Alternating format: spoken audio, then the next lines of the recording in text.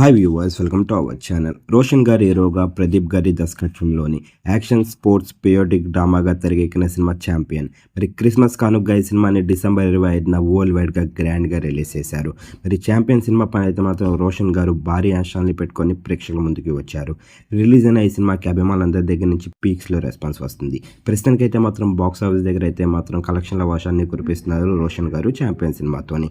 మరి మొదటి రోజు అయితే మాత్రం విజయవంతంగా పూర్తి చేసుకుందని చెప్పాలి బాక్స్ ఆఫీస్ దగ్గర.